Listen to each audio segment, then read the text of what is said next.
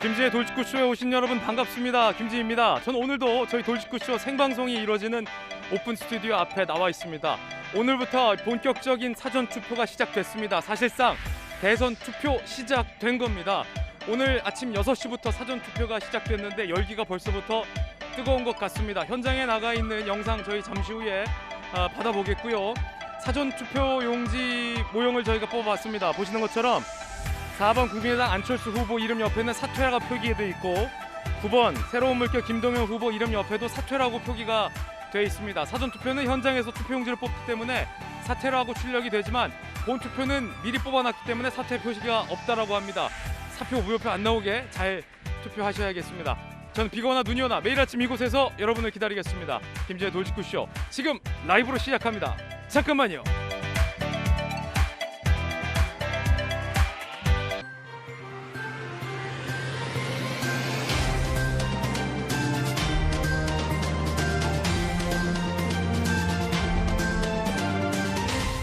신문 읽어주는 남자입니다. 오늘부터 사전투표 시작됐습니다.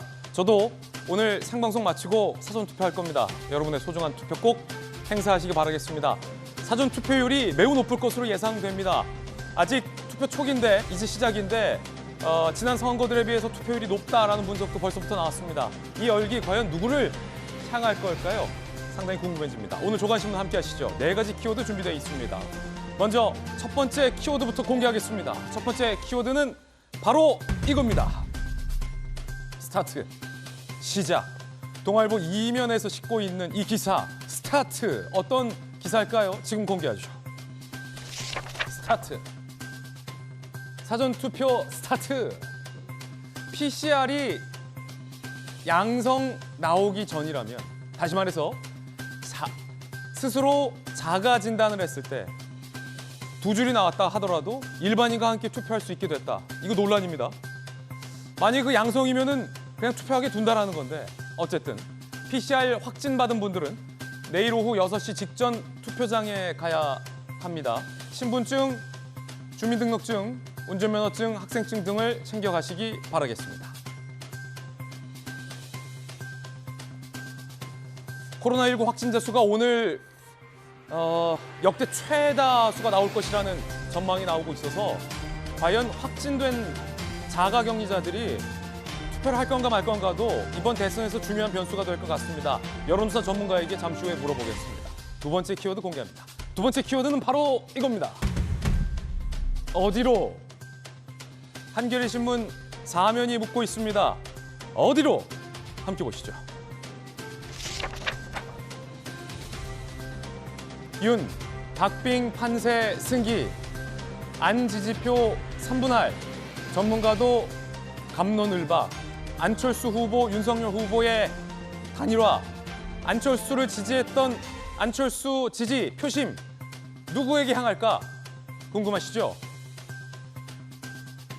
오늘 저희 동아일보가 상당히 흥미로운 여론조사를 했습니다. 물론 여론조사 공표 금지 기간 전에 실시한 여론조사인데 안철수 지지자의 표심이 어디로 이동했는지에 대한 답변이 될 수도 있을 것 같은데 잠시 후에 전격 김진의 돌직구쇼에서 공개하겠습니다. 세 번째 키워드 공개합니다. 바로 이겁니다. 35층 한국경제 일면입니다.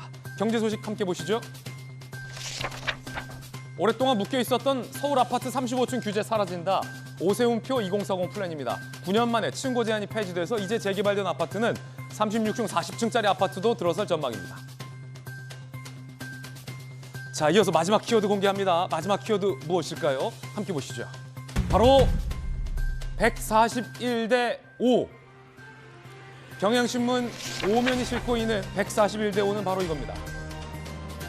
UN, 러시아 즉각 철군 결의안 압도적인 지지로 141개국이 무려 러시아군 물러나라 결의를 했습니다. 강한 압박입니다. 영토의 무력 침탈, 21세기에 이게 웬 말입니까? 전 세계가 푸틴에 반대하고 있습니다. 잠시 후에 관련 소식 전해드리죠. 지금까지 신문 읽어주는 남자였습니다.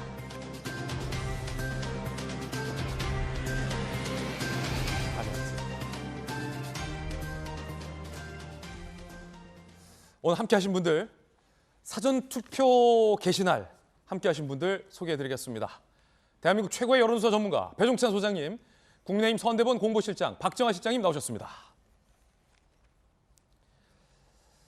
대구에서 올라온 청년 정치인 민주당 서재현 이재명 선대위 미디어 본부장, 그리고 법전 들고 나온 정혁진 대표 변호사 나오셨습니다. 모두 어서 오세요. 반갑습니다. 사전투표 용지를 하나 제가 들고 나왔습니다. 안철수 후보 이름, 김동연 후보 이름 옆에 사퇴라고 표기가 되어 있습니다. 오늘부터 시작한 투표소에 가시면 사퇴가 표기된 투표용지를 받아보실 수 있을 겁니다. 아마 이 높을 것으로 예상되는 사전투표의 열기가 어느 후보에게 유리할까요? 윤석열 후보? 이재명 후보? 누구에게 유리할지 잠시 후에 살펴보시죠. 그 이야기 지금 시작하겠습니다. 주제부터 공개합니다. 이재명 후보도 윤석열 후보도 심상정 후보도 모두 사전투표합니다. 저희 돌직구쇼 생방송 도중에 이재명 후보와 윤석열 후보 사전투표할 예정입니다. 현장에 저희 취재진이 나가 있습니다. 바로 라이브로 물려드리도록 하겠습니다. 저희가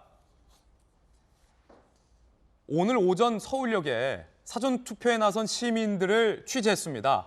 조금 전 장면입니다. 저희가 중계진을 서울역에 보냈습니다. 서울역에는 우리 정혁진 변호사님도 서재현 특보도 KTX 타고 오늘 서울로 올라오셨는데 사전투표소가 마련돼 있고 매우 이른 시간이었는데 저희들이 직접 취재한 장면인데 상당히 많은 인파가 사전투표를 하기 위해서 서울역의 사전투표소를 이렇게 찾았습니다. 손 소독하고 신분증 검사하고 들어가시면 즉석에서 사전투표 용지를 인쇄해서 이렇게 사전투표함이 하나, 둘, 셋, 넷, 다섯, 여섯, 일곱, 여덟 개 정도 마련되어 있군요. 서울역에는 들어가셔서 비밀 투표, 이름 쓰시면 안 돼요. 무기명 투표 하시고 한 번 정도 접으셔서 투표함에 넣으시면 됩니다. 자, 이번 사전투표는 특히 그런 여론조사도 있었어요. 배종찬 소장님. 네. 정확한 데이터는 저희가 언급하지 않더라도 네. 사전투표 신뢰할 수 있느냐 없느냐와 관련돼서 네. 선관위는 어떻게 그런 말을 하느냐, 팩트 아니다라고 발끈하지만 일반 국민들은 사전투표 신뢰할 수 없다라는 여론도 꽤 많기 때문에 양당이 지금 모두 다 사전투표 철저히 관치하겠다 이렇게 지금 나서고 있지 않습니까? 그렇습니다. 사전투표에 대해서는 중앙선거관리위원회가 더 철저하게 하겠다라고 이야기를 하고 있고, 여기 박정아 또 미디어 또 선대위 관계자 나와 계시지만은 정말 이제 우리나라 정도 수준이면은 투표 조작 이런 거 가능하지가 않은 국가입니다. 그러니까 상식이 지배하는 대한민국이기 때문에 투표할 수 있을 때, 가능할 때 가장 빨리 하는 것이 유권자로서는 최선입니다. 예. 그래서 이번 선거 사전투표율 지난 2020년 총선 때, 국회의원 선거 때 역대 사전투표율 가장 높았습니다. 26.69%인데 여론조사를 해보면 사전투표하겠다는 응답률이 상당히 높습니다. 예. 그래서 30%대를 훌쩍 웃돌 것으로 예상이 되고 있는데, 그렇군요. 그만큼 이번 사전투표에서 지켜봐야 되는 것이 연령대별 사전투표율도 중요합니다. 그 공개 안 되거든요. 하지만 지역별로는 얼마나 투표를 했는지 알 수 있습니다. 예. 그래서 서울, 호남, TK 어휴. 상당히 중요합니다. 여기에서 투표율이 얼마나 되느냐에 따라서 이번 대선 판세 어떤 후보로 할까, 대체로 짐작까지는 가능하거든요. 짐작까지는 가능하다. 그래서 이번 사전투표율 무엇보다도 기선제압의 의미도 있기 때문에 아주 중요합니다. 지금 저희가 여러분이 보시는 화면 오른쪽 위에, 그러니까 제 옆에 위에 요쯤에 사전 투표율이 지금 서비스되고 있습니다. 특별히 제가 여기 꽉 우리가 돌직구 때 제공하겠다라고 밝혀드리는데, 지금 보시면 2.1% 정도예요. 사전 투표율이 이제 실시각각 여기 변할 건데 9시 기준 2.1%다라는 것은 박정아 실장님, 네. 선대본에 계시니까 꽤 초반에 이게 높은 열기다 이렇게 얘기할 수 있겠습니까? 지금 현재 9시. 잠시만요. 이재명 후보가 지금 사전 투표소의 모습을 드러냈습니다. 윤석열 후보도 잠시 후에 올 것으로 보입니다. 저희가 이재명 후보와 윤석열 후보의 투표 장소 서울과 부산에 각각 취재진이 가 있습니다. 실시간으로 후보들이 투표하는 모습 여러분들에게 생중계 보내드리려고 조치를 다 해놨고요. 윤석열 후보보다 일단 이재명 후보가 먼저 도착을 했군요. 자, 서울 중구에 있는 사전투표소를 찾았는데 당초에는 서울이 아닌 다른 곳에서 투표를 하기로 돼 있는데 막판에 계획이 바뀐 것 같아요. 자, 지금 이재명 후보의 뒷모습인가요? 뒷모습이고 참모로부터 무언가 이야기를 나누고 있는 모습입니다. 아, 요게 앞모습이었으면 화면이 더 좋았을 텐데. 자, 고개를 돌리면 되죠. 그렇지. 후보가 고개를 돌리면 되죠. 자, 이렇게 이제 사전투표소로 갑니다. 많은 취재진들 저희뿐만 아니라 나가 있는 모습 보고 있고요. 과연 오늘 각 후보들은 어떤 꿈을 꿨을까? 그게 좀 상당히 궁금한데 박정희 시장님, 각 후보들이 투표 날에 무슨 꿈을 꿨냐? 이거 기자들한테 뭐 단골로 받는 질문 아니겠습니까? 그렇죠. 보통 뭐 선거 있는 때 어떤 꿈 꿨냐 뭐 이런 얘기들 많이 물어보는데 지금은 사전 투표 제도가 생겨서 사실은 본투표, 사전 투표 이렇게 분산돼 있었어요. 과거 같으면은 후보들이 보통 본투표에 많이 투표를 했는데 이번 대선은 사전 투표가 어느 때보다도 중요하고 코로나도 오늘 뭐 굉장히 많은 숫자가 예. 나올 걸로 예상이 되잖아요. 그래서 대부분의 후보들이 사전 투표를 하고 투표를 독려하는 걸로 지금 그런 추세입니다. 지금 보시는 것처럼 이재명 후보 아마 서울 광화문 쪽에서 투표를 지금 하고 있는 것 같은데요. 맞아요. 여기서 가장 가까운. 그렇군요. 윤석열 후보도 아마 9시에 부산 남구청에서 사전 투표를 하는 걸로 알고 있습니다. 예. 현재 보면은 사전 투표율이 좀 전에 앵커 말씀 주신 것처럼 9시 현재 2.14%거든요. 맞아요. 우리 배종찬 소장님 말씀 주신 것처럼 제일 높았던 2020년 총선 때 같은 시간에 1.51%였는데 그보다 훨씬 높고 그렇군요.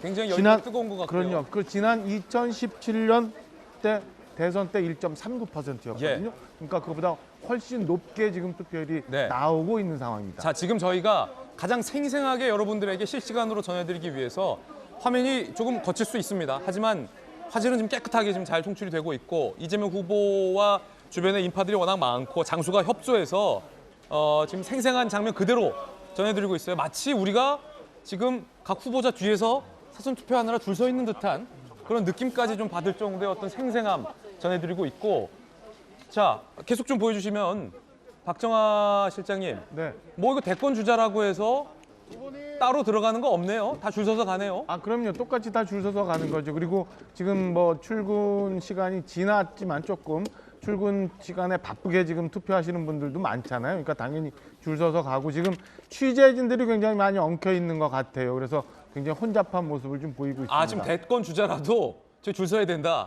그렇죠. 그렇게 하고 지금 투표소에서 한 100m 예. 정도 안에는 우리 지금 길거리 가면은 선거운동 많이 하고 있잖아요. 예. 선거운동 그리고 특정 정당, 특정 후보를 유추할 수 있는 옷이나 프랜카드 이런 것들을 못 하게 돼 있어요. 지금 현재 보시면은 다 일반적인 옷들만 보이고 이재명 후보도 지금 평상복을 입고 있잖아요. 그러니까 예.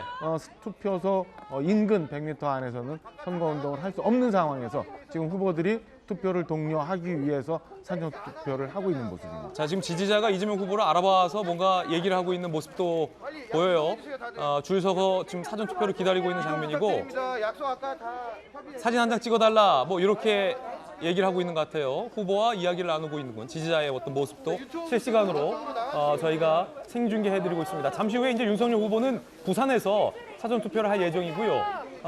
서재현 특보님, 이재명 후보가 당초 속초에서 원래 사전 투표를 하기로 공지가 됐는데 왜 급하게 이제 서울로 사전 투표 장소를 바꾼 거죠? 저도 이제 언론을 통해서 확인해 봤는데 네. 속초도 있고 뭐 경기도 성남이도 있고 이게 여러 가지 안이 있었는데 이제 최대 이제 그 어떻게 보면 주민 인구로 봤을 때 서울이 있다 보니까 또 여기가 격전지다 이렇게 판단하신 것 같고 또 동선 효율성도 한번 고려한 것 같아요. 근데 이제 저는 이제 사전 투표 이렇게 참여를 많이 하지만 저도 이제 지역에서 어르신께 이야기하는 것은 우리가 어떤 기준으로 사전 투표하느냐. 제가 이제 시장 같은 데 가서 말씀드립니다. 우리가 사과를 살 때도 빨간색만 보고 안 사잖아요. 그리고 만지고 비교하고 선택하고 500원짜리 제품 하나 살 때도 우리는 비교합니다. 그런데 하물며 대한민국 대통령 뽑는데 500원짜리 제품만 또 못한 게 아니지 않습니까? 그래서 정말로 주민분들께 시민분들께 호소드리는 것은 이재명 대구 경북 척 대통령 아들을 뽑아달라는 것이 아니라 정말로 제품 구매하는 그 비교를 해서 사전 투표 기준을 어떻게 가져가느냐 저는 이게 더 중요하다고 봐서요. 예, 잠시만요. 사전 투표를 잘해주시죠. 지금 윤석열 후보가 사전 투표하고 있는 모습이 그림이 들어왔습니다. 자, 윤석열 후보 모습이고요. 자, 이 장면 박정환 시장님. 저희 이제 신분 확인 위해서 전자 사인을 하고 있는 그런 모습인 것 같아요. 네. 지금 저희가 이제 부산 남구에 있는 남구청에 설치된 사전투표소 같은데요. 후보와 아마 저 뒤에 서울준 비서실장이 보이는 것 같죠? 그래서 투표를 지금 하고 아마 신분 확인, 투표 용지가 지금 인쇄되고 있는 거 보이시죠? 투표용지 지금 인쇄되네요. 지금 사전 투표는 예. 그 기존에 인쇄되어 있는 용지를 쓰는 게 아니라 저렇게 신분이 확인이 되면 투표 용지가 인쇄가 됩니다, 현장에서. 예, 윤석열 그래서 후보도 지금 밖에서 줄을 섰다가 똑같이 아마 그랬을 거로 추정이 됩니다. 들어와서 신분 확인하고 투표용지 받아서 기표소로 들어가는데 그렇죠. 자, 박정하 시장님. 네. 지금 투표하고 있어요, 윤석열 후보. 네네. 자, 누구 찍었을까요?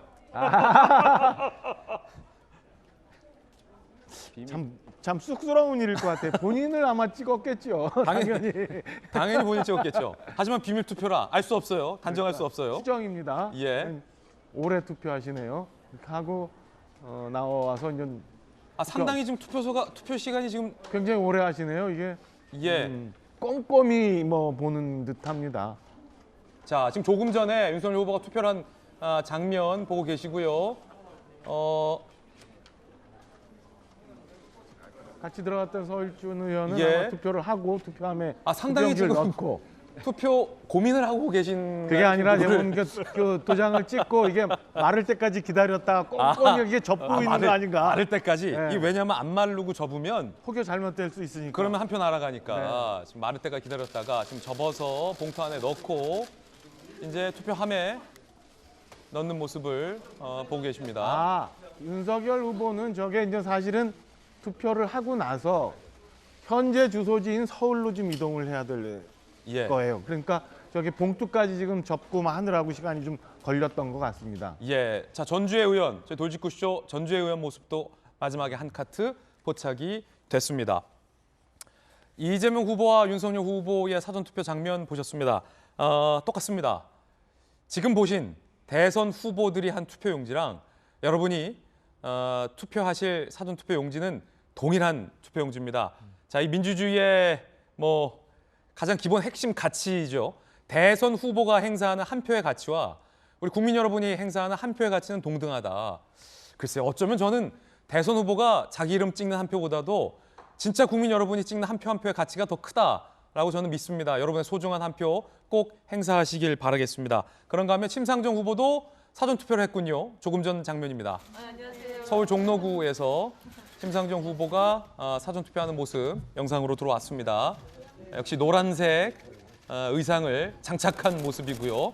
심상정 후보도 예외 없이 줄 서서 신분증 내고 자, 기표소에 들어가는 장면입니다. 심상정 후보도 심상정 후보를 찍겠죠? 아마. 자, 이렇게 봉투를 밀봉해서 투표를 하는 모습도 포착이 됐습니다. 자, 역대 최고 사전 투표율 기록은 몇 %였는지 저희들이 좀 과거 기록을 곰곰이 체크해 봤는데요. 함께 보시죠. 2020년 총선이 역대 최고 사전 투표율을 기록했습니다.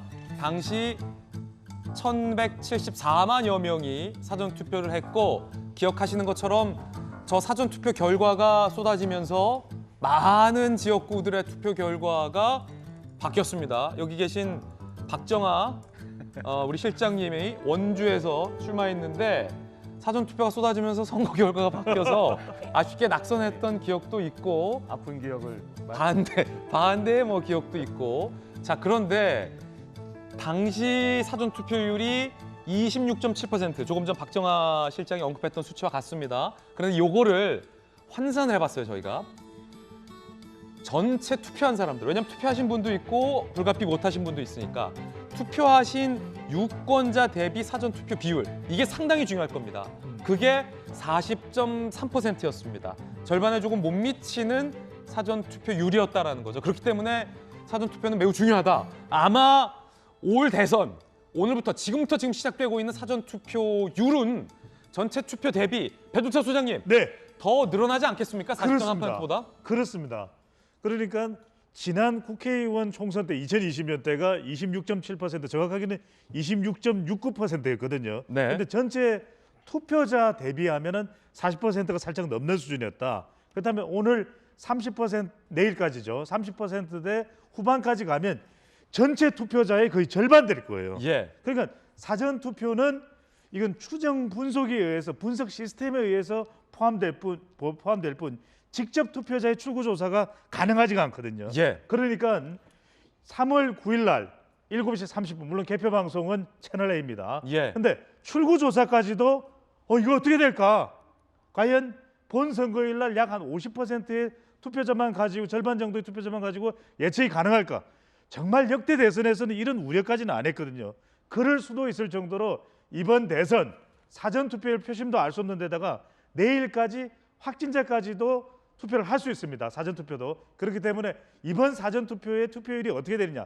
특히 윤석열 후보가 부산에서 투표하는 이유가 있습니다. 그만큼 부산 민심이 중요하거든요. 예. 또 이재명 후보가 서울에서 사전 투표한 이유가 있습니다. 서울 판세가 그만큼 중요하기 때문입니다. 예. 서울, PK, TK, 호남 어허. 여기서 사전 투표율이 어떻게 되는지가 매우 중요합니다. 예. 자, 저희가 지금 생방송과 막 투표를 마친 화면까지 지금 보여드렸는데 혹시 이재명 후보자의 모습과 윤석열 후보자의 투표하는 모습 저희가 다시 볼 수 있습니까? 기술적으로? 기술적으로 안 되는군요. 왜냐하면 저희가 어떤 공정성 측면도 있고 또 기술적인 문제도 있기 때문에 잠시 후에 저희가 정리가 되면 다시 한번 보내드리도록 하겠습니다. 사전 투표 오늘부터 이틀간 시작이 되는데 어떤 방식으로 사전 투표가 이루어지는지도 저희가 준비했습니다. 자, 오늘 내일 아침 6시부터 오후 6시까지고요. 정익진 변호사님, 네네. 이게 뭐 내가 살고 있는 주소지와 관계없이 어디서나 투표가 가능한 겁니까? 그렇습니다. 그래서 사전 투표가 공직선거법에 나와 있는데요. 규정은 어떻게 되어 있냐면은 선거일 5일 전부터 이틀 동안, 그다음에 아침 6시부터 18시, 오후 6시까지 12시간 동안 하도록 그 선거법 155조 2항에 나와 있는데 주소지와는 무관한데 일반 투표하고 차이점은 뭐냐면은 조금 전에 윤석열 후보 투표할 때 나왔지만은 관내 선거하고 관외 선거가 틀려요. 예. 그래서 관외 선거 같은 경우에는 회속용 봉투가 있어야 되고 그다음에 일반적으로 당연히 이제 신분증이 있어야 되는데 지난번 그 선거와는 달리 이번에는 꼭 마스크도 필요하겠다. 그다음 그런 말씀드리고 그다음에 중요한 거는 이제 본투표에도 마찬가지인데 내가 찍었다 해가지고 촬영하고 싶은 그러한 욕구가 있지 않습니까? 모두가 다 핸드폰 들고 있으니까. 그런데 만약에 촬영을 하면 이거는 범죄 행위가 됩니다. 그래서 징역 2년부터 벌금 400만 원까지 형사처벌될 수 있으니까 촬영하는 것은 좀 자제해 주셔야 될 것 같고. 그런데 이번부터 좀 바뀌는 게 있네요. 보니까 투표 인증샷이라고 해서 네네. 우리 많은 또 젊은 분들이 내 소중한 한 표를 행사했다라고 손등에 이 투표 도장을 찍고 인증샷. 과거 선거까지만 하더라도 기호가 연상되는 기호 1이나 숫자 2나 숫자 3이나 이런 게 안 됐는데 네. 이번부터는 엄지나 부위는 괜찮다라는 거예요? 그러니까 이제 그렇게 풀렸기 때문에 촬영해도 되겠다라고 생각하실 수 있는데 그렇게 되면 이건 공직선거법상의 이제 범죄 행위가 되니까 촬영하는 것은 그렇게 이제 법에서 금지하는 투표 용지 촬영은 안 된다. 안 된다. 그거는 뭐 정확히 안 되는 거고. 아니 근데 요 인증샷을 왜 막았던 거예요? 지금 생각해 보니까 부위나 엄지를. 그러니까 좀 엄격하게 보려고 했던 건데 이제 예. 그 트렌드가 이제 바뀐 거니까 그 다음에 모두의 앵커께서 보여주셨듯이 이번 사전 투표지에는 사퇴한 안철수 후보와 김동연 후보가 사퇴라고 그렇게 찍혀서 나오고 본 투표에는 저런 것은 없고 그냥 안내문만 부착되어 있을 것으로 그렇게 생각이 됩니다. 그렇군요. 본투표는 투표 용지를 미리 출력을 해놨기 때문에 사퇴가 표시가 안 돼서 이 무효표나 이런 게 나올 수가 있다라는 말씀입니다. 사전 투표 잘 행사하시기 바라겠습니다. 투표하고 나와서 도장 찍고 인증샷 뭐 이렇게 투표했습니다. 이런 거 가능하다. 법이 바뀌었다라는 말씀 드리겠습니다. 한 가지 또 논란거리가 있는데 PCR에 가기 전에 우리가 꼭 해야 하는 게 있습니다. 코로나 검사 키트를 통해서 자가 진단하는 것. 자가 진단이 양성이 나왔어요. 2줄. 그런데 PCR 검사 받기 전이다. 그러면 확진자로 분류가 될까요? 다시 말해서 사전 투표를 할 수 있을까요? 없을까요? 야, 이거 법적인 쟁점인데 그 정답부터 일단 공개하죠. 이게 좀 애매해요. 함께 보시죠. 정혁준 변호사님, 네네. 일단 재택치료나 자가격리자는 내일 사전 투표가 가능하고 오후 5시에서 6시까지 별도 기표소에서 제한적으로 투표가 돼요. 네네. 확진자를 관리하는 거니까. 자, 그런데 PCR 받기 전에 증상이 있는 사람들은 어떻게 하는 겁니까? 그런 경우에도 일단 그 사전 투표가 가능한 것으로 그렇게 선관위에서 결정을 한 것으로. 아니 이러면 안 되지 않아요? 일반 유권자와 같이 투표하라고 하면? 그런데 이제 두 가지가 있는 거죠. 첫 번째는 그 환자니까 전염병에 대한 우려가 있기는 하지만 국민의 기본권 중에 가장 중요한 기본권 중에 하나가 선거권이거든요. 이 선거권을 함부로 제한하는 것도 마땅치 않기 때문에 예. 더군다나 이번 다른 선거도 아니고 우리나라를 이끌어갈 대통령을 뽑는 선거이기 때문에 저 정도로 어느 정도 한 것은 제가 봤을 때 선관위 결정이 이렇게 비합리적이다라고 보여지지는 않고, 신속 항원 검사 결과 양성이 나왔어도 그냥 투표해도 된다. 그다음에 대신에 나름대로 이렇게 증상이 있으신 분들은 마스크 확실하게 착용을 하고 가셔야 될 것 같고, 그다음에 증상이 없는 분들도 마스크가 있으면 상당 부분 막아진다고 알고 있지 않습니까? 예. 그러니까 마스크는 꼭 제대로 장착을 하고 쓰고 가시는 것이 그게 필요하실 것 같다는 생각이 듭니다. 예. 자, 조금 전 윤석열 후보, 이재명 후보, 심상정 후보, 이재명 후보, 윤석열 후보, 심상정 후보 모두 다 사전 투표를 마쳤습니다. 각 후보자들, 이 3명의 후보자들이 사전 투표를 마쳤고 지금 현재 사전 투표율을 한번 보시면요. 제 왼쪽에 여러분들의 오른쪽에 나가고 있는데 전체 사전 투표율이 2.1%고 강원이 2.4%, 전북이 3.1, 전남이 3.6%, 상당히 지금 사전 투표율이 높습니다. 전국 사전 투표율 2.1이고 서울도 전국 평균 사전 투표율보다 높은 투표율이 나오고 있습니다. 사전 투표 열기가 상당히 뜨겁다라는 말씀 다시 한번 드리겠습니다. 자, 마지막 여론조사 결과, 왜냐하면 이제는 여론조사를 실시해도 공표할 수가 없기 때문에 마지막 여론조사 결과 저희들이 준비를 했습니다. 사전 투표와 함께 마지막 여론조사의 민심은 어떻게 될까? 그리고 안철수, 윤석열, 안철수의 이 단일화가 민심에 어떤 영향을 미칠까? 그 궁금증들 저희가 준비했습니다. 저와 함께 이동하시죠. 자, 제가 직접 저희 돌직구쇼의 대형 미디어월에 나가서 최신 여론조사 결과를 브리핑해 드리겠습니다. 여러분들은 거실에서 편안하게 앉아서 여론조사 결과 브리핑 받으시면 되겠습니다.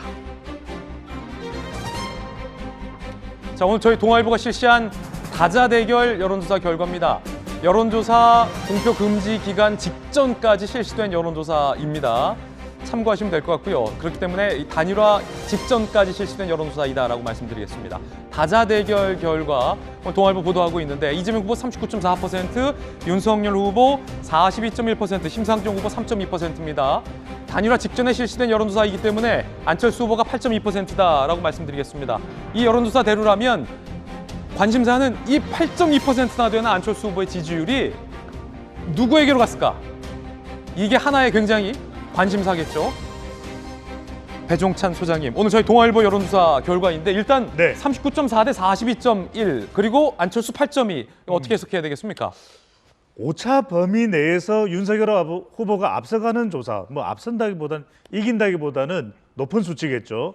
높은 수치가 대체적으로 다른 조사들도 그렇게 나타나고 있어요. 그런데 이 조사, 마지막 여론조사가 포함하고 있지 못한 게 두 가지가 있습니다. 아, 요게 포함하지 못한 거 두 가지. 하나는 안철수 후보를 지지했던 사람들이 어디로 갈까? 8.2나 돼요. 이걸 몰라요. 예. 그러니까 8.2가 오롯이 이재명 후보로 가면 또 결과는 달라질 수도 있는 거예요. 그러네요.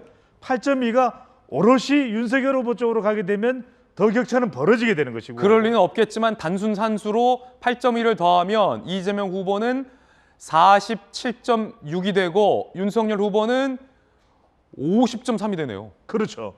아, 수학 잘하네요. 자, 여기서 또 하나 중요한 거는 안철수 후보의 지지자 외에 예. 어떤 후보도 지지하지 않는다. 무당층. 응답하지 않은 사람들이 단일화에 어떤 영향을 받았을까? 예. 이게 또 중요한 것이거든요. 그렇군요. 따지고 보면 무응답을 한 사람도 약 한 10%가 있는 겁니다. 예. 이들도 투표를 하는 사람이 있을 거예요. 당연하죠. 그래요. 근데 이들이 어디로 갈지 모른다는 거거든요. 그러니까 안 후보의 지지층 그리고 무응답을 하고 있는 사람들이 어디로 갈까? 이게 이제 베일에 가려 있는 거죠. 대략 8.2%와 10% 정도의 무당층, 안 후보의 지지율과 무당층의 지지율을 합친 18% 정도의 표심이 어디에 영향을 미칠 것인가, 어디로 힘을 줄 것인가가 이번 선거의 변수다. 변수입니다. 네, 아주 핵심이 될 수밖에 없는 것이 안 후보의 지지층 중에서도 잠시 뒤에 또 우리가 더 구체적으로 소개를 해드릴 거예요. 갈 만한 사람들은 이미 윤석열 후보 쪽으로 옮겨갔다. 그렇다면 안 후보 지지층들 중에는 또 투표를 안 할 사람도 생길 수가 있고 예. 윤석열 후보 쪽으로 그래도 또 가는 사람들이 있을 테고 이재명 후보 쪽으로 또 일부 갈 수 있을 테고 그러니까 이들이 정확히 얼마나 가느냐가 중요할 것이고 또 말씀드렸던 대로 그동안 쭉 무응답을 해왔던 예. 이 사람들이 어떻게 가는지도 좀 더 구체적으로 봐야겠죠. 자, 물론 대전제는 여론조사와 실제 투표 지지 행위와는 좀 다를 수 있다. 누구를 지지한다와 누구를 찍었다는 다를 수 있다는 것 말씀드리겠습니다.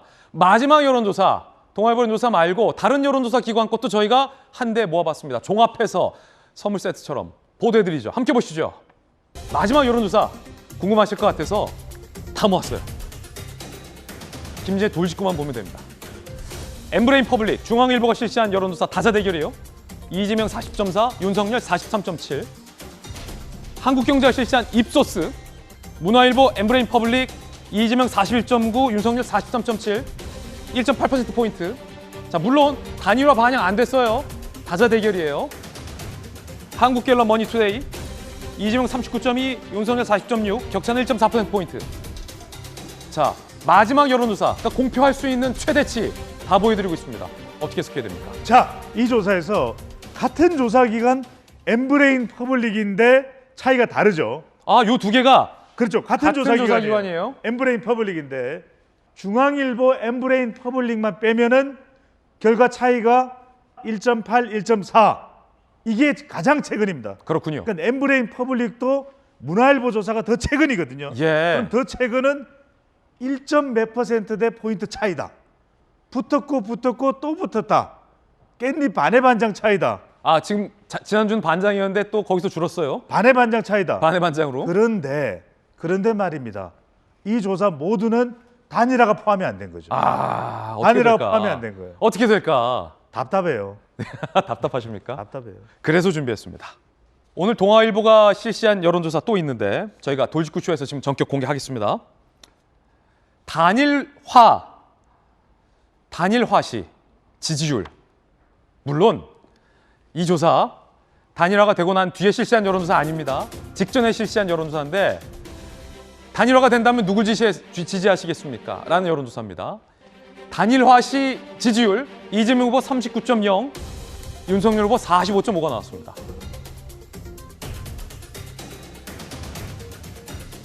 39대 45.5. 배종찬 소장님, 네. 오차 범위 벗어나는 거죠? 오차 범위를 벗어났네요. 예. 네. 단일화시 일단 저희 동아일보 여론조사 결과에서는 윤석열 후보가 이재명 후보를 이길 것으로 나왔어요. 자, 단일화를 안 했을 때 42% 가량 나왔거든요. 그리고 이재명 후보 지지율은 변화가 없어요. 단일화가 되더라도 그 이야기는 단일화를 하면 그래도 1%라도 2%라도 이 조사는 이제 3% 효과가 있는 걸로 나타났는데 1이든 2든 3% 보이든 도움이 된다. 이 결과로 봐야 되겠죠. 단일화를 하면 윤석열 후보에게 도움이 된다. 예, 팍 정도 차이는 아니더라도 지지율이 변하는 효과가 조금이라도 있는 것이고 더 큰 효과는 상징적 효과입니다. 안철수 후보가 이제 변수에서 사라지기 때문에 윤석열 후보는 끝까지 대선 막판까지 가는 데 있어서 이제는 오로지 이재명 후보만 견제를 하면 되는 것이거든요. 그러니까 단일화를 하게 되면 모릅니다. 그러니까 단일화가 실제로 이제 일어났기 때문에 일어난 이후에 여론조사도 실시해봐야 되는데 가정한 조사 결과를 보면 일단은 윤석열 후보가 1%든 2%든 더 보탬이 되는 결과입니다. 예. 자, 이렇게 궁금할 수 있을 것 같아요. 동아일보 여론조사 결과는 45.5로 단일화 시에 윤석열 후보가 앞선다라는 결과 보도해드렸는데 다른 여론조사 결과들은 어떨까 궁금하시죠? 제가 준비했습니다. 또 다 모아봤습니다. 선물 세트. 그러니까 이것만 보시면 돼요. 단일화 시 지지율 여론조사 결과 거듭 말씀드리지만 이거는 단일화 직전에 실시한 여론조사고 단일화가 된다면 어떻게 되겠느냐라는 여론조사입니다. 단일화 후에는 저희가 하고 싶어도 했어도 설사 보도해드릴 수가 없습니다. 법적으로. 보시죠. 중앙일보 엠브레인 퍼블릭에서는 이재명 41.5, 단일화됐을 때 윤석열 47.4. 입소스 한국경제, 단일화됐을 때 이재명 42.8, 윤석열 48.9. 문화일보, 단일화됐을 때 45.0, 45.9. 머니투데이, 한국갤럽, 42.2, 42.5. 배 수장님, 네, 두 개는 윤석열 후보가 앞서고 있는 것으로, 단일화 시. 네. 두 개는 그닥 차이가 없는 것으로 나와요. 자, 이 조사가 의미하는 바가 의미심장합니다. 의미심장하다. 왜냐하면 이 조사 모두 실제 단일화를 반영한 건 아니잖아요. 그렇죠. 그래서 자, 단일화가 될 것을 가정했을 때 좀 차이가 날 수도 있다. 이런 조사 결과도 있는데 또 아닌 조사 결과들을 보면은 거의 비슷해요. 예. 거의 비슷해요. 그러니까 단일화가 되면 효과는 분명히 있는데 단일화에 대한 피로감도 축적돼 있다. 단일화에 대한 피로감도 나타나고 있다. 그러니까 실제 단일화가 됐을 때 두 가지죠. 단일화 파괴력 대 이재명 위기감. 단일화 파괴력 대 이재명 위기감. 뭘 의미한다? 이제 투표율인 겁니다. 그러니까 아까 김진 기자가 또 명앵커답게 정말 중요한 표현을 했어요. 어떤 거요? 선거 여론조사는 여론조사일 뿐 실제 투표 결과는 아니다. 예. 그러니까 실제 투표 결과로 가는 건 뭐다? 세 글자입니다. 투표율. 율이다. 바로 이겁니다. 실제 세대별 투표율이 어떻게 되느냐에 따라서 20대가 투표소에 많이 나오느냐, 특히 남자들이, 또 50대가 투표소에 많이 나오느냐에 따라서 결과는 달라질 수가 있는 것이죠. 앞서서 동아일보 단일화 시의 지지율 다시 한번 띄워주시겠습니까? 자, 한 가지 흥미로운 포인트는 그것과 관련해서 이렇게 39.0 대 45.5로 동아일보 여론조사 결과가 나왔어요. 거듭 말씀드리지만 여론조사 예측조사입니다. 여론조사입니다. 제가 개표방송 진행하잖아요, 배흥철 선생님. 네. 실제 득표율이 과연 이 39.0, 45.5와 어떻게 달라질지, 결과가 뒤바뀌어질지, 아니면 수치가 차이가 날지 혹은 수치가 차이 없을지를 보는 것도 하나의 포인트가 되겠군요. 그렇죠. 그러니까 실제 투표 결과는 여기에 이제 유권자가 가서 지지한다고 한 사람들이 투표하냐, 투표를 안 하느냐, 이게 이제 더 중요할 수밖에 그렇군요. 없는 것입니다. 그러니까 여론조사는 뭐가 반영이 안 됐냐? 투표율도 반영이 안 됐습니다. 투표를 할 사람이지만 여론조사에 참여하지 않은 사람도 반영이 안 됐습니다. 또 여론조사에 참여했지만 누구를 지지한다고 응답하지 않은 사람들도 반영이 안 된 겁니다. 결국 윤석열 후보가 최종까지 단일화에 손을 붙든 이유는 뭘까?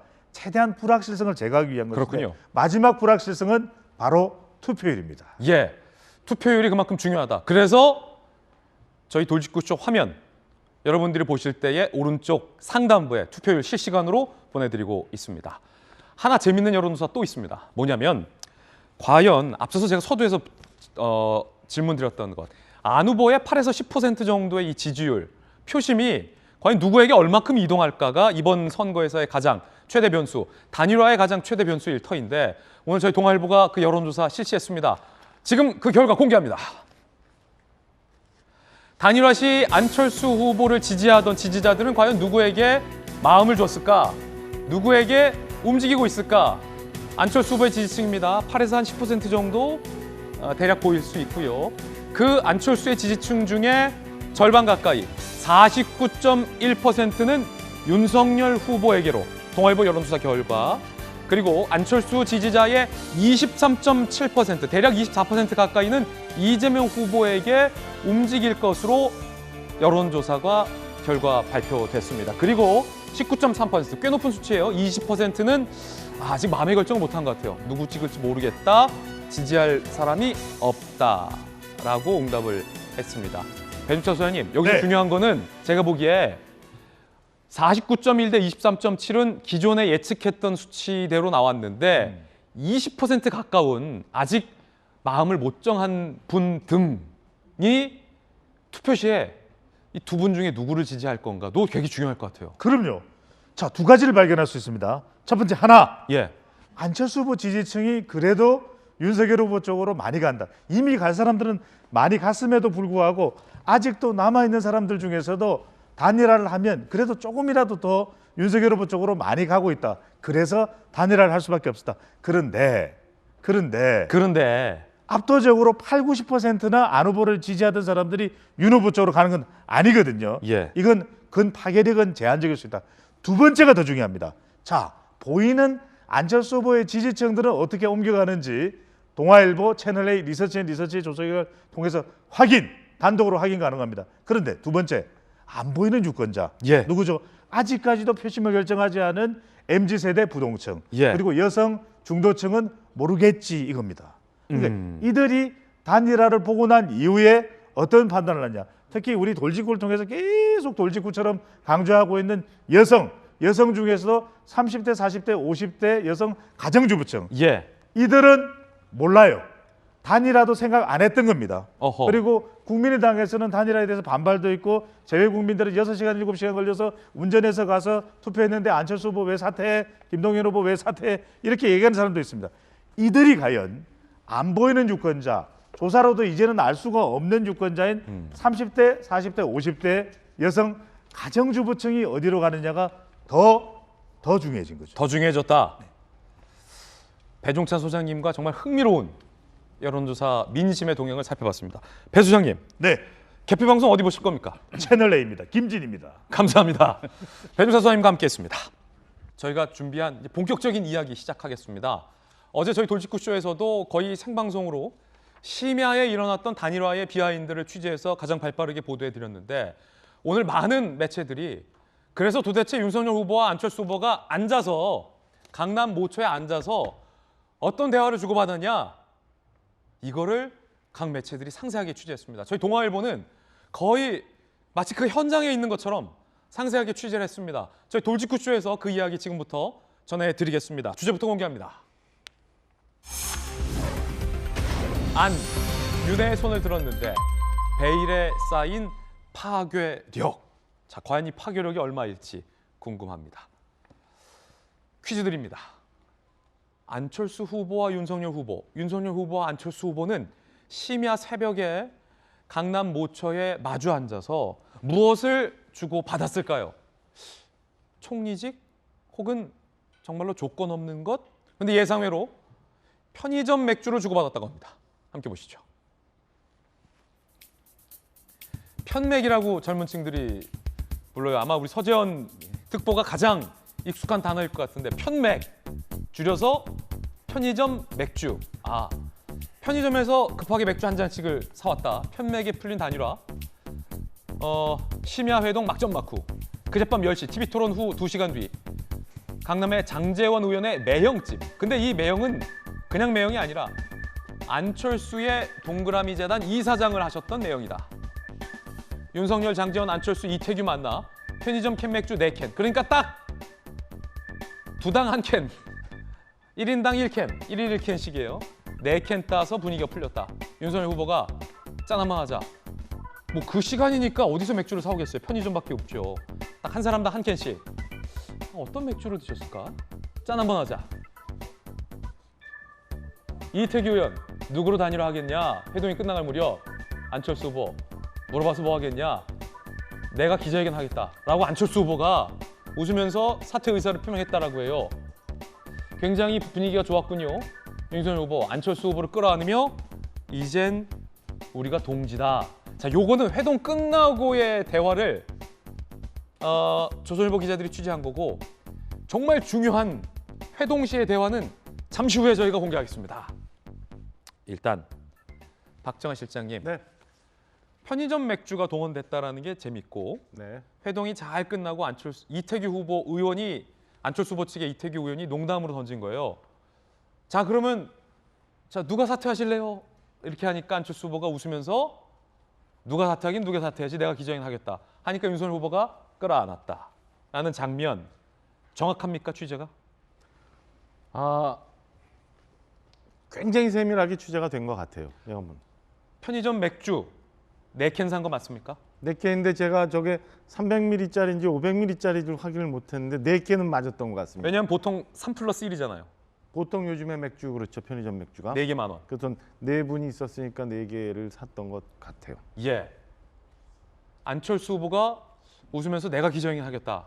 단일화라는 것은 단일화 시에 사퇴를 하고 윤 후보를 돕겠다라는 원만한 합의였다라는 겁니까? 그런 뜻이죠. 그러니까 저 앞서서 사실은 2시간 반 정도 윤석열 후보, 안철수 후보가 얘기를 나눴는데 안철수 후보가 뭔가 이렇게 몇 가지를 적어와서 물어봤다는 건 아니에요. 그러니까 대충 중요한 게 이제 신뢰에 관한 문제. 그동안 단일화 여러 번 추진했는데 끝나고 나서 뭐 보장 약속한 것만큼 된 게 없더라. 두 번째는 과연 윤석열 후보가 만약에 당선이 되면 정부를 인수위를 어떻게 운영할 건가, 정치를 어떻게 운영할 건가에 대해서 얘기를 하고 난 다음에 좀 전에 저희가 그래픽에서 봤던 것처럼 당연히 그러면 윤석열 후보로 단일화하지, 내가 지지선언 하겠습니다라고 해서 어제의 단일화가 이루어진 걸로 저는 전해드렸습니다. 자, 그러면 진짜 중요한 대화 저희가 취재한 내용 보도해드리겠습니다. 윤석열 후보와 안철수 후보가 마주 앉아서 강남 그 새벽 강남 모처 심야에 어떤 대화를 주고받았을까? 함께 보시죠. 자, 오늘 동아일보의 보도에 따르면 안철수 후보가 나에게 어떻게 신뢰를 보여줄 수 있느냐라고 물었다는 거예요. 굉장히 의미심장한 물음이죠. 내가 어떻게 당신을 믿겠냐? 라는 질문이기도 하죠. 그러자 윤 후보가 이렇게 답변을 했다고 합니다.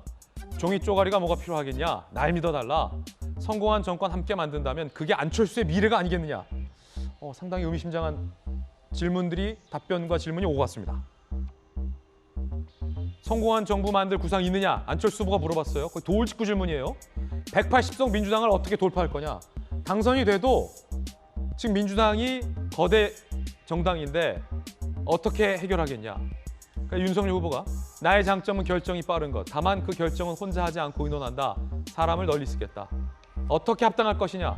나에게 맡겨달라. 이준석 대표도 합당에 동의했다라고 안철수 후보를 설득했다라는 겁니다. 박정희 실장님, 네. 오늘 저희들이 취재한 내용인데 동아일보 기자들이 취재 정확합니까? 저 단일화 발표 난 다음에 윤석열 후보 지금 충남 아산을 거쳐서 지금 부산까지 가 있잖아요. 그래서 내가 직접 여쭤보진 못했는데 우리 김병민 대변인, 전주의 대변인 통화해서 물어봤더니 대충 비슷하게 맞는 것 같도록 확인이 됐습니다. 저희들 취재 잘했다는 거죠. 그러니까 동아일보 취재가 아주 세밀하게 정밀하게 취재를 잘한 것 같은 느낌입니다. 저게 무슨 의미입니까? 안철수 후보가 어떻게 당신을 믿겠냐? 어떻게 신뢰할 수 있겠냐라고 하자 종이 쪼가리가 무슨 의미가 있느냐라는 윤 후보가 답변. 이거 어떤 의미입니까? 윤석열 후보가 1월 중순쯤인가요? 어디 매체와 인터뷰를 통해서 단일화 단판 10분이면 된다라는 얘기한 적이 있어요. 그러니까 지금 안철수 후보가 그 전에 얘기했던 것처럼 단일화하면서 여러 가지 조건들을 합의했고, 근데 그 이후에 지켜진 게 하나도 없었다라고 하면서 걱정스러운 얘기를 하니까 예. 윤석열 후보가 이게 뭐 합의문 만들고 뭐 이렇게 세세하게 만드는 거 말고 당신과 내가 정권 교체라는 본인이 얘기했던 안철수 후보가 얘기했던 압도적인 정권 교체 그리고 이후에 우리 정치 우리 나라의 미래에 대해서 얘기하는 건에 대해서 허심탄회하게 얘기해서 마음이 맞으면 되는 거지 뭐 이런 합의서가 필요하느냐 이런 취지로 이런 뜻으로 얘기한 걸로 이해하고 있고 안철수 후보도 흔히 동의한 걸로 그렇게 이해를 하고 있습니다. 그렇군요. 편의점 맥주로 시작된 어떤 대화의 물꼬가 종이 없이도 신뢰할 수 있는 사이가 됐다라는 게 박정희 실장님의 의견입니다. 자, 민주당에서는 이 장면, 방금 이 두 사람의 대화 어떻게 보셨습니까, 이 장면? 예, 제가 지난 방송에서 그 서로 관계가 깐부가 아니고 깐다였는데 이제 또 하루 만에 깐부로 됐어요. 친구로 그러니까요. 됐어요. 예상 못했죠, 서전 듣고. 예, 저도 예상 못해 깜짝 놀랐어요. 예. 아마 대한민국 전 국민이 본인 당사자들도 놀라셨을 것 같아요. 그런데 이제 저는 안철수 후보가 이제 현실적인 부분에 있어서는 그렇게 할 수밖에 없는 이유가 있다고 봐요. 충분히 이해합니다. 정권 교체, 나라를 위해서 그 의심은 하지 않는데 저는 한 가지 빠졌다. 조건 없는 단일화가 아니라 신뢰 없는 지금 단일화지 않습니까? 그리고 종이 이게 서명 내는 게 아니라 저는 안철수 후보가 정말로 정권 교체를 넘어서 대한민국을 걱정했다면 저기서 한 걸음 더 나가서 나는 윤석열 후보를 대통령 당선되고 입각이라든지 어떤 지방선거에서 공천권 행사를 전혀 하지 않겠다. 대신에 당신이 국정 운영을 못했을 때 도움을 요청하면 내가 고민해보겠다 정도가 됐다면 대한민국 국민들이 동의를 하셨을 것 같은데 단일화를 하면서 본인은 행정에 입각의 경험이 없다. 그래서 해보고 싶다. 즉 국무총리 이상의 자리, 더 이상의 지방선거 이후에 그게 야합이라는 거거든요. 그래서 저도 그렇고 안철수 후보에게 거는 기대는 11년 동안 정치를 하면서 그 힘든 상황에서도 정말 대한민국 정치 지형을 바꾸고자 노력했고, 이번에도 토론 때 저도 응원했습니다. 얼마나 준비가 잘 돼 있고 서로 양당이 놓치는 부분을 서로 본인이 그것을 커버하면서, 서로 민주당에서도 사람이 먼저가 아니고 이게 사람이 바뀌는 게 아니고 시스템, 제도가 바뀌어야 되는구나, 그 깨달음을 주셨잖아요. 그래서 양당 넘어서 소수자의 대표도 사표가 되지 않기 위해서 정치 개혁을 다 한 것인데, 저렇게 그것을 넘어서 자리를 위해서 단일화한다? 저는 이게 앞서 말했듯이 배종찬 소장이 말씀하셨잖아요. 불확실성은 낮춘 게 아니고 증폭시켰다. 그래서 이 안철수 후보를 지지하는 8%가 지금 굉장히 힘이 든 거예요. 자기 부정이 되는 거예요. 그래서 본인들도 부정이 되니까 밤에 새벽 2시에 또 술을 먹잖아요. 물론 이번에는 이해합니다. 술김에 해야 돼요. 자기 부정을 하기 위해서는. 왜냐하면 이게 맨 정신에서는 그렇게 서로를 부정해놓고 술 한잔 마시면서 당신이 대통령감이야, 당신이 국무총리감이야, 이렇게 해서 단일화 발표한다. 그리고 특히 저는 아쉬웠던 것은 단일화 할 때 국회에서 단일화 할 때 좋았어요. 그 이후에 윤석열 후보는 단일화 합의문을 가지고 가셔야 되는, 그건 기본 예인데 단일화 발표 후에 휙 가니까 안철수 후보가 이거 필요 없으세요? 이거는 이제는 보면 당선 유무를 떠나서 국민의힘 엄청난 내부 갈등의 시작이다. 지방선거에서 공천권 갈등, 이거는 어느 진짜 정치 역사상 가장 큰 갈등의 시작이고 서막이라고 생각합니다. 자, 민주당의 입장 서재원 특보가 잘 설명을 해주셨습니다. 그 술김에 단일화했다라는 의견은 조금 맥주 한 캔 정도니까 사실관계가 다를 수 있어서 그 부분은 제가 정정을 하고 넘어갈게요. 민주당의 입장 들어봤습니다.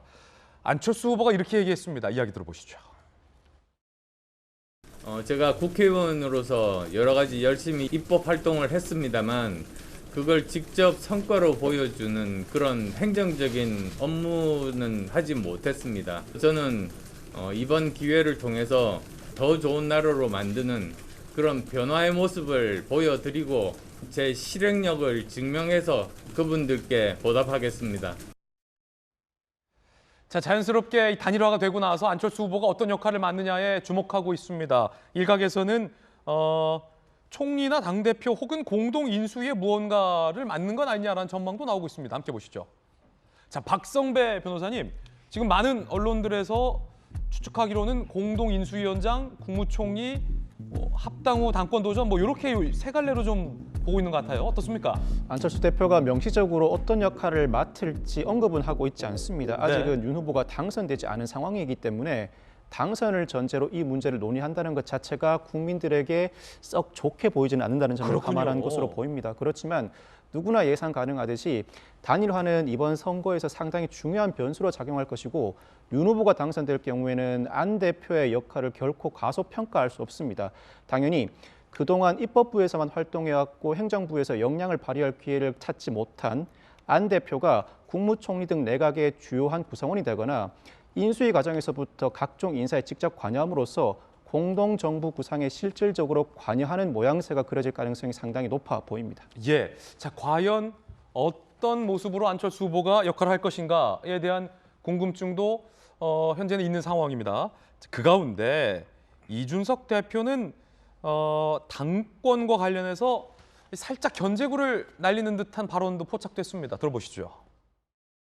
합당이 됐을 때 이제 대표님과 안철수 후보 간에 어떻게 당권 경쟁이 좀 있을 것 같은 예상이 나오는데, 만약 안철수 대표께서 내년으로 예정된 차기 전당대회에 출마하실 의사가 있다고 하면은 저는 그 안에서 경쟁을 통해서 당권에 도전하실 수 있고, 당권이라고 표현될 만한 어떤 것에 대한 조율은 딱히 할 생각이 없습니다. 자, 그런가 하면 이재명 후보와 여당의 반응, 그리고 여당 반응에 대한 또 야당의 반응, 그 반응들, 정치권 반응도 전해드리겠습니다. 이재명 후보 이야기 들어보시죠.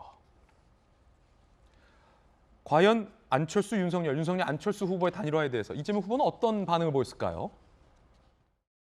정치는 정치인들이 하는 것 같지만 사실은 국민이 하는 것입니다. 역사와 국민을 믿습니다.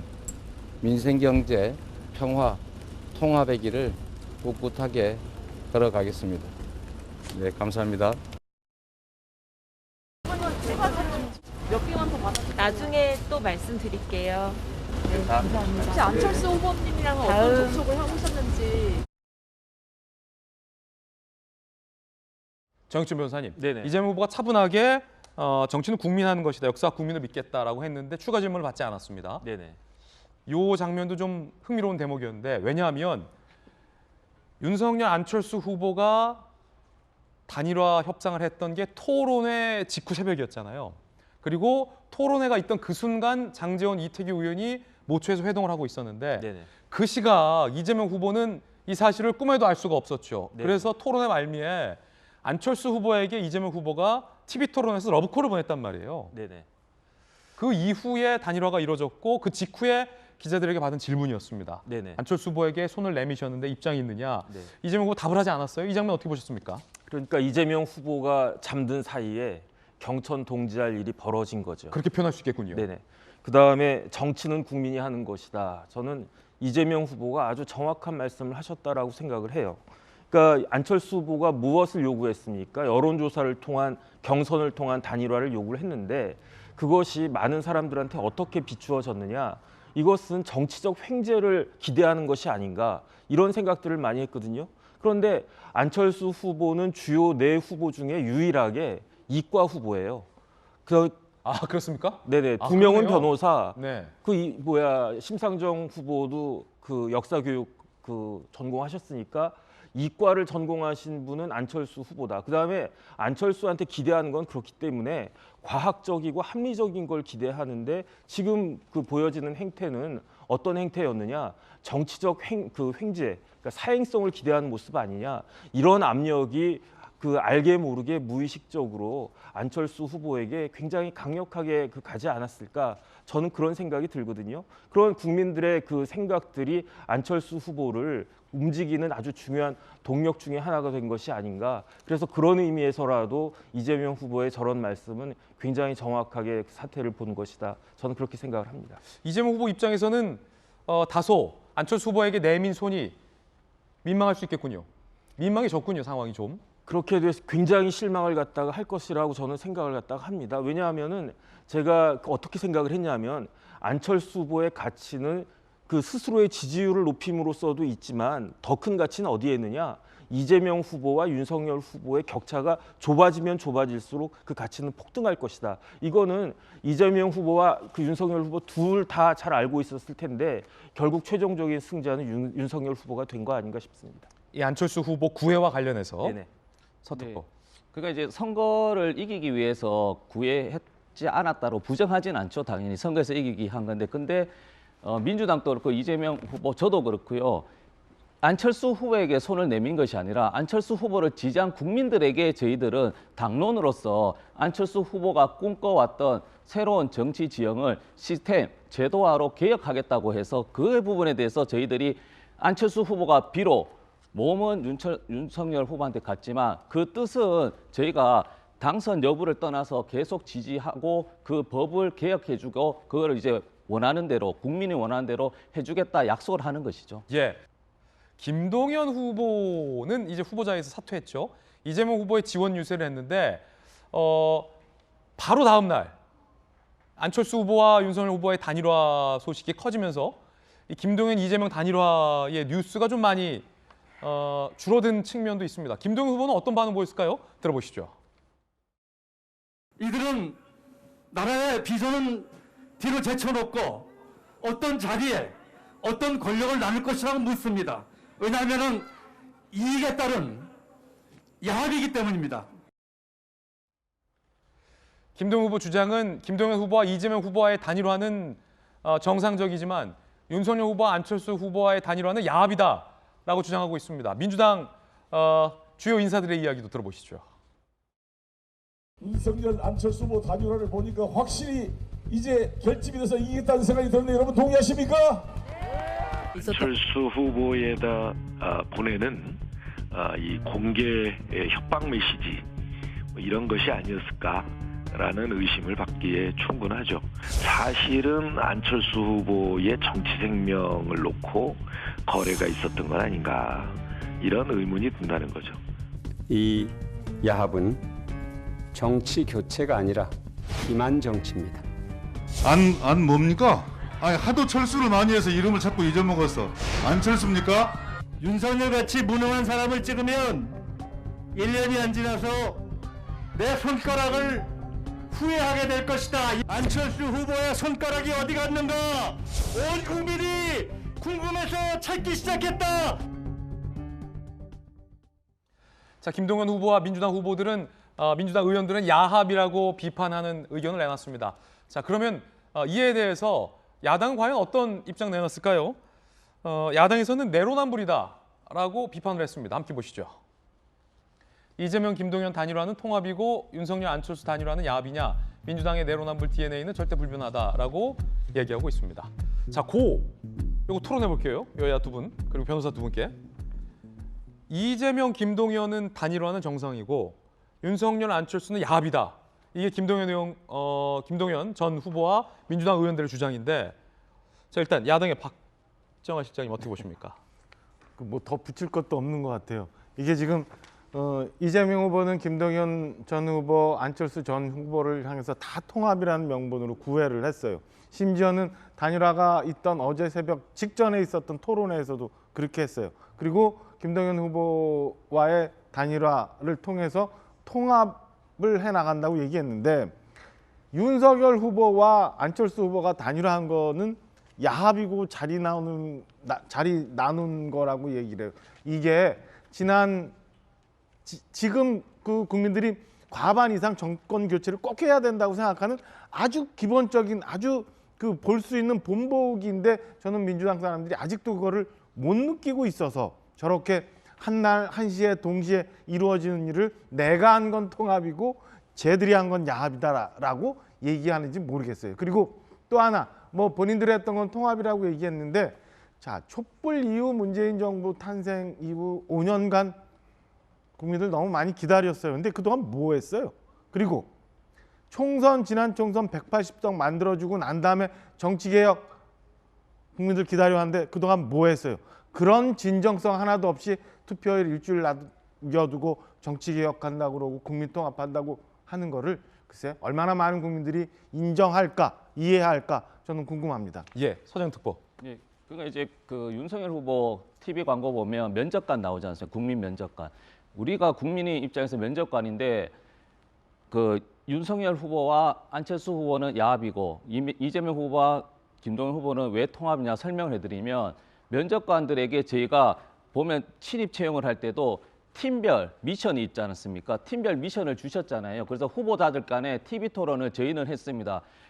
김동연 후보하고 이재명 후보와 사전 TV 토론에서 이제 철학이라든지 정치를 하는 목적이 같다, 신뢰가 있기 때문에 여기서는 통합을 했을 때도 윤석열 후보, 특히 이제 국민의힘 권영세 본부장도 뭐 다 예상한 거 아니냐, 똑같은 사람들이고 의지가 똑같. 그러니까 국민 면접이 당황하지 않았어요, 면접관이. 그러나 안철수 후보와 윤석열 후보는 팀별 미션을 줘도 자기 본인들이 서로를 부정하면서 팀이 되길 거부한 상태에서 이제 면접관이 최종적으로 채용을 하려고 결정하는 순간에 갑자기 한 후보자가 일어나서 나는 이 후보를 선택하고 이 후보에게 힘을 지지하겠다.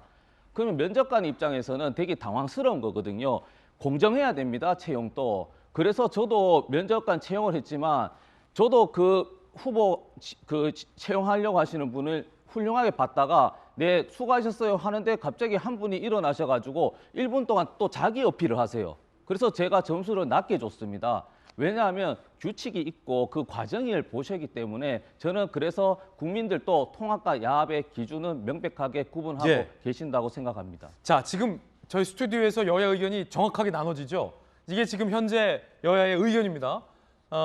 이재명, 김동연은 통합, 윤석열, 안철수는 야합. 이게 민주당의 의견이고, 네가 하면 통합이고 우리가 하면 야합이냐, 내로남불이다. 이게 야당의 의견입니다. 여러분은 어떻게 생각하십니까? 정익준 변호사님. 어떻게 생각하세요? 저는 야합 맞다고 생각하는데요. 야합이다. 왜 야당끼리 합당한 게 야합이잖아요. 언어 유의 마시고. 야자가 그 들 야자이기 때문에 어쨌든 저는 그렇게 생각을 하고 그 다음에 이제 초박빙일 경우에는 한 표라도 더 얻는 게 당연한 거 아니겠습니까? 그래서 사실은 이재명 후보가 김동연 후보도 흡수를 했지만 저는 더 조금 충격적으로 봤던 것은 김종인 위원장한테도 접촉을 갖다가 했잖아요.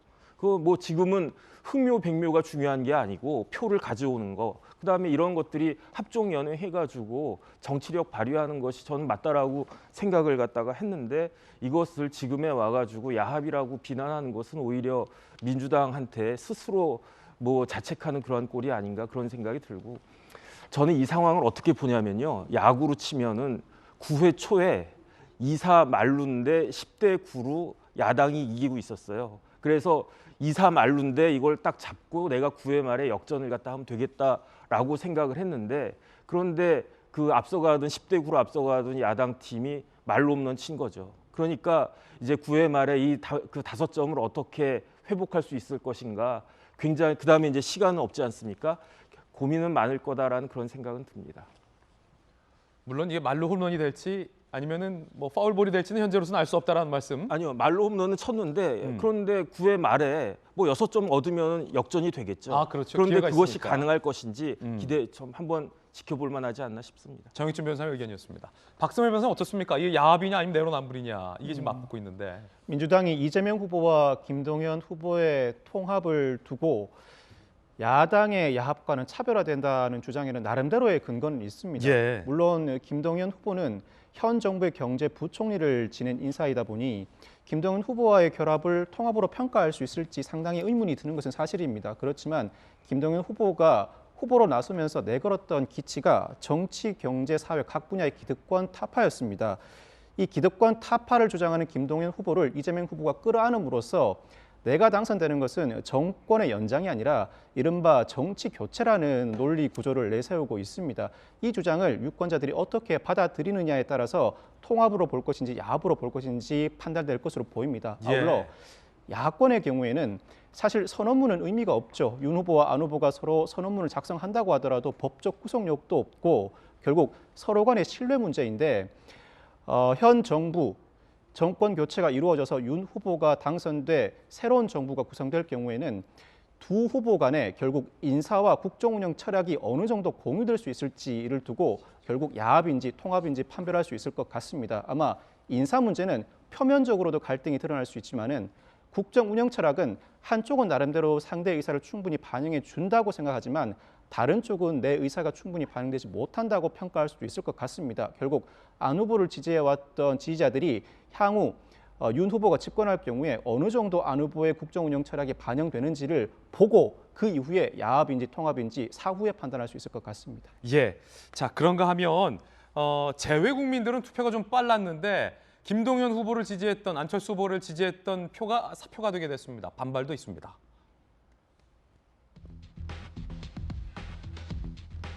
제외 투표자 중 버스, 기차는 기본이고 몇백만 원 들여 비행기까지 타고 투표장에 갔는데 사표라니, 안철수, 김동연을 찍은 분들은 그 표가 사표가 됐습니다. 안철수법 제정하라라는 청와대 게시판에 청원도 올라왔다라고 합니다. 전국 사전투표율이 3.6%를 넘어섰습니다. 서울은 전국 평균보다 높은 3.7%를 기록하고 있습니다. 확실히 지난 총선 사전투표율과 비교했을 때도 지금 이번 대선의 사전투표 열기가 상당히 뜨겁습니다. 더군다나 오늘은 금요일, 평일, 이 직장 가시는 분들의 사전투표 열기까지 지금 반영이 되고 있다고 하니까 이번 본투표, 사전투표 합해서 투표율이 상당히 높을 것으로 예상이 되고 있습니다. 과연 이 높은 열기가 누구에게 유리하게 작용할지도 상당히 궁금해집니다. 이번엔 저희가 준비한 세 번째 이야기 시작하겠습니다. 주제부터 살펴보시죠.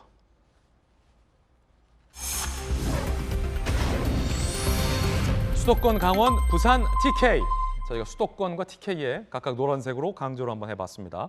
각 후보자들의 유세, 열기 직접 전해드리겠습니다. 먼저 이재명 후보입니다.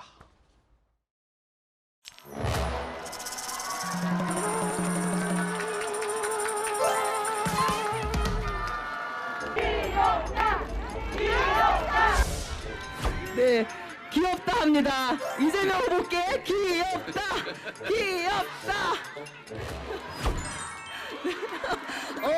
네, 역시 팬 서비스 훌륭하십니다. 네, 한도 끝도 없습니다. 네. 정치는 갈등을 유발하는 갈등 유발자가 아니라 갈등의 조정자가 돼야 합니다. 구조적 성차별이 없다는 이상한 소리 저는 하지 않습니다. 양성평등의 나라, 자 이재명이 확실하게 책임지겠습니다, 여러분.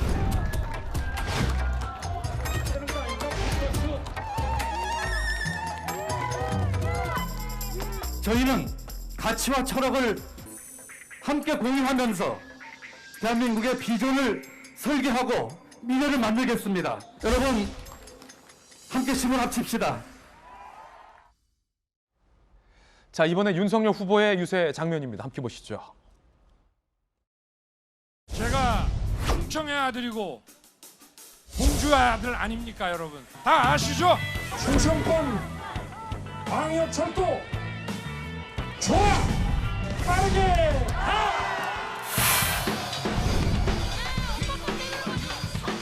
썩은 정치인을 교체하는 게 정치 교체 아닙니까, 여러분? 그리고 저처럼 여의도 정치 전혀 모르고 발 디뎌본 적도 없는 사람이 정부를 맡는 것 자체가 정치 교체 아닙니까, 여러분? 민주당 안에도 양식 있는 정치인들 꽤 있습니다. 지난 5년 동안의 민주당 정권을 완전히 망쳐먹은 사람들은 지금 현재 이재명 후보에 붙어서 이재명의 민주당이라고 떠드는 바로 그 사람들입니다. 정치 교체라는 것은 사람이 교체돼야 됩니다. 정권 교체해서 이 사람들 갈아쳐야 되지 않겠습니까, 여러분? 자, 이번엔 심상정 후보의 유세 장면도 살펴보겠습니다. 함께 보시죠.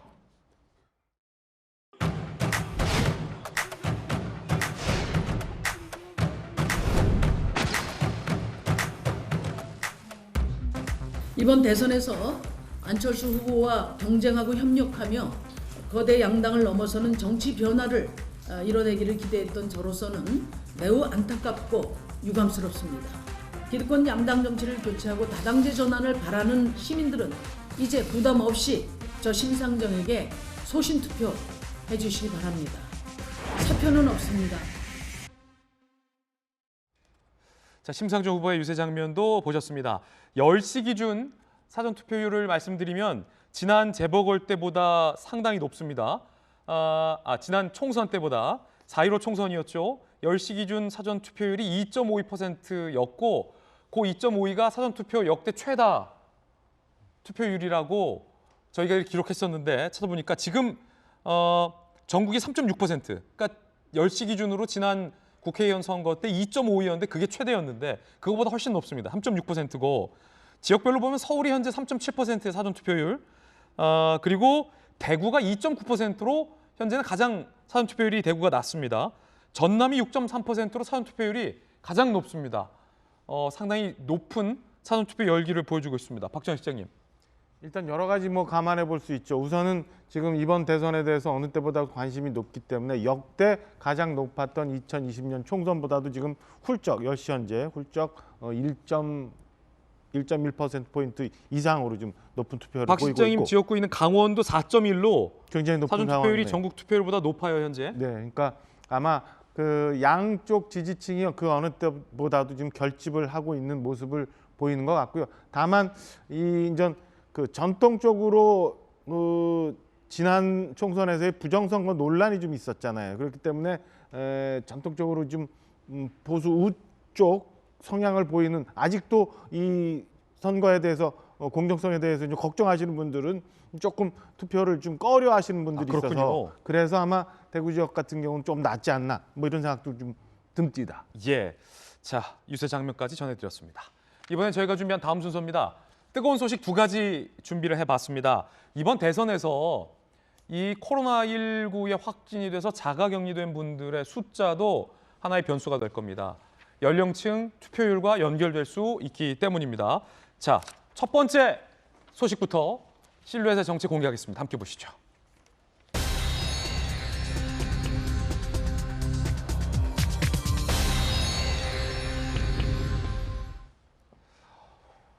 확진자가 폭증하고 있는데 방역은 완화가 됐습니다. 식당이 11시까지 영업할 수 있게 됐고요.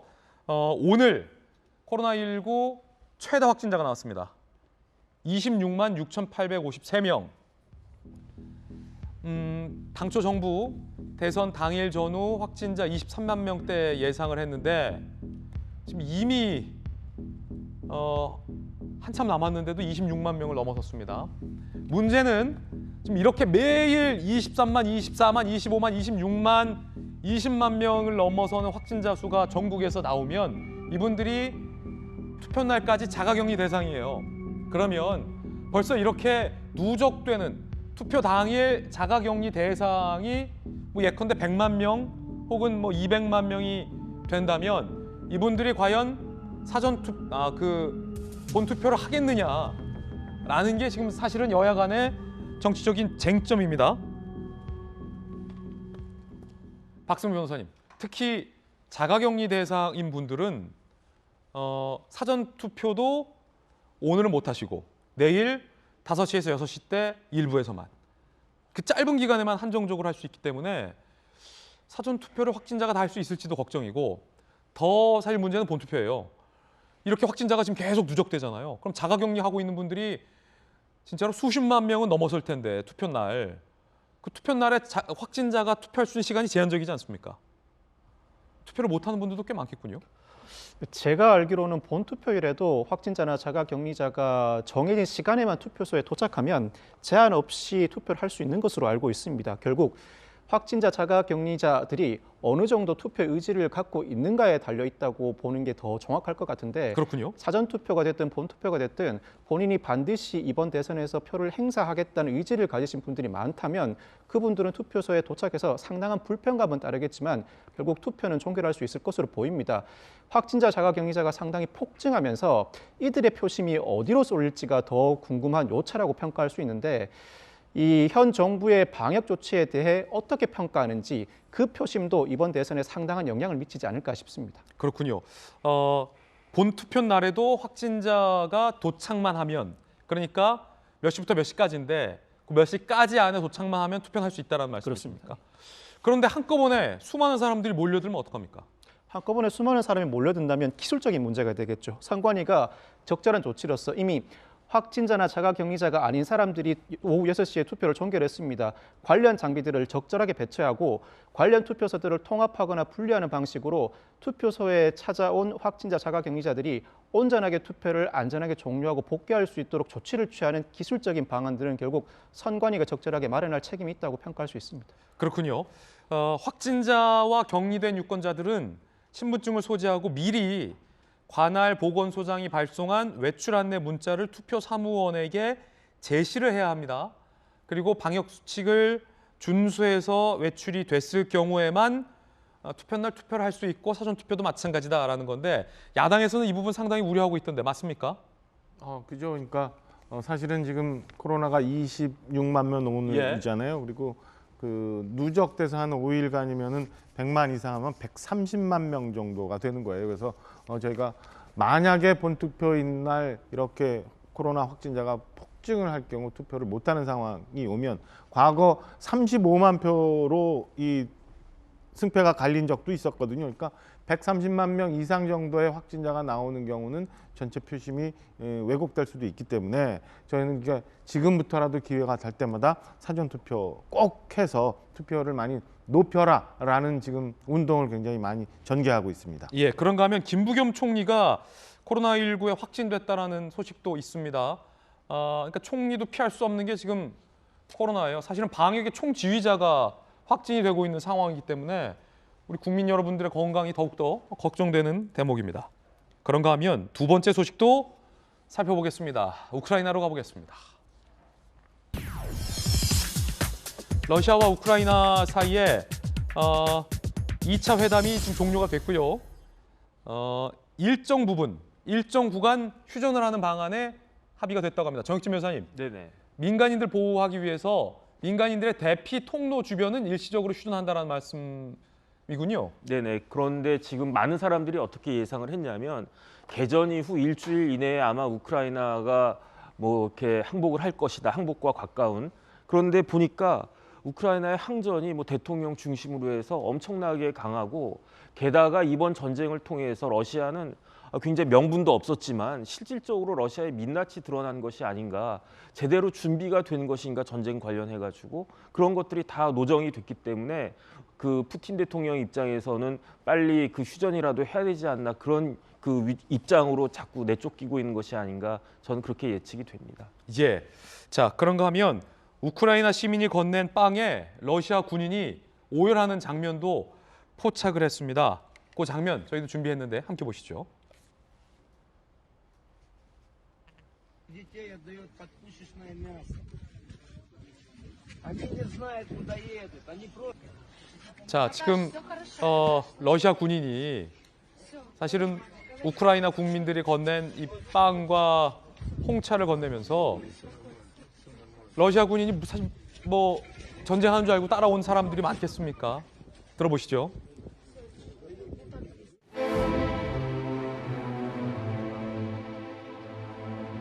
Ходят пацаны. Он ни за что попал. Он пришел, он даже не знал, зачем он шел. Даш, все хорошо, Даш, слышите? Все, говори, маме, говори.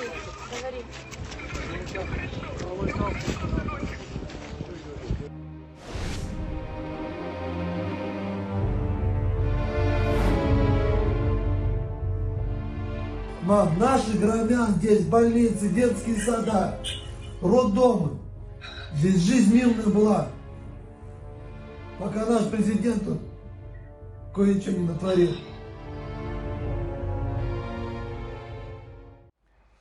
예, 살펴봤습니다. 이 명분 없는 전쟁 저희들도 반대합니다. 우크라이나 국민들을 응원합니다. 예, 오늘 저희가 준비한 소식 모두 다 전해드렸습니다. 다시 한번 거듭 100번 말씀드리지만 여러분의 한 표 꼭 소중한 한 표 행사하시기 바랍니다. 마침 오늘 사전투표가 실시됩니다. 오늘과 내일 양일간 실시됩니다. 본투표 때 투표가 어려우신 분들은 오늘, 내일 양일 사전투표 기간 동안 활용하셔서 여러분의 한 표가 무효가 되지 않도록 소중한 민주주의의 권리를 행사하시길 부탁드리겠습니다. 저도 오늘 생방송 끝나고 사전투표 하겠습니다.